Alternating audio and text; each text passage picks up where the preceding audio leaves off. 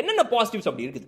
Number 1, இவங்களுடைய batters இந்த கடைசி ஹாஃப் ஆஃப் த சீசன்ல சூப்பரா ஸ்டெப் அப் பண்ணியிருக்கிறாங்க. அதை நம்ம ஒத்துக்கிட்டே ஆகணும். அவங்களுடைய சேஞ்சஸ்ல சூப்பரான பிளேயர்ஸ் நிறைய பேர் உள்ள வந்தாங்க. அது எல்லாத்துலயுமே ஒரு பெரிய பாசிட்டிவ் அப்படிங்கிறது அவங்களுடைய பேட்டர்ஸ் தான். அது டெவால்ட் பிரெவிஸா இருக்கட்டும், உர்வில் பட்டேலா இருக்கட்டும், ஆயுஷ் மாத்ரேவா இருக்கட்டும், டு அன் எக்ஸ்டென்ட் ஷேக் ரஷீதா இருக்கட்டும். இப்ப கடைசி மேட்ச்ல டெவான் கான்வே அடிச்சோடனே அப்பா ராஜா நீ எங்க இருந்த எத்தனாலா அப்படிங்கிற மாதிரி இருந்துச்சு. டெவான் கான்வே ஓரளவுக்கு தான், அவருடைய தி பெஸ்ட் கிடையாது, பட் ஸ்டில் ஒரு நல்ல ஒரு புஷ்க்கு நின்றுருக்காரு. ஸோ இது எல்லாமே பேட்டிங் பாயிண்ட் ஆஃப் வியூல ஒரு மிகப்பெரிய ப்ளஸ் பாயிண்டா அமைஞ்சிருக்குது. இது நம்பர் 1. ரெண்டாவது ப்ளஸ் பாயிண்ட் என்ன, செகண்ட் பாசிட்டிவ் என்ன அப்படின்னா, அந்த டீம் மேனேஜ்மெண்ட்டு இந்த மாதிரி ஒரு ரோலர் கோஸ்டர் ரைடில் விட்ட உடனே ஓகே அப்போ நம்ம யங் பிளேயர்ஸ்லாம் வாய்ப்பு தரணும் போல, இதே 11 பேர் இதே 15 பேர் உட்காந்துட்டு இருக்க முடியாது அப்படின்னு சொல்லி இந்த சீசனில் 24-25 பேர் வரைக்கும் இவங்க இன்னைக்கு சேஞ்சஸ் பண்ணியிருக்காங்க அப்படின்னா இது ஒரு மிகப்பெரிய சாதனை.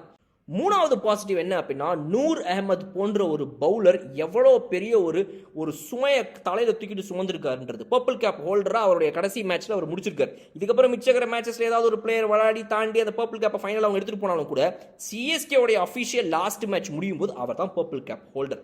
ஸோ நூர் அகமதுடைய அடிஷன் இந்த டீமுங்கிறது ஒரு மிகப்பெரிய பாசிட்டிவாக அமைஞ்சிருக்கு.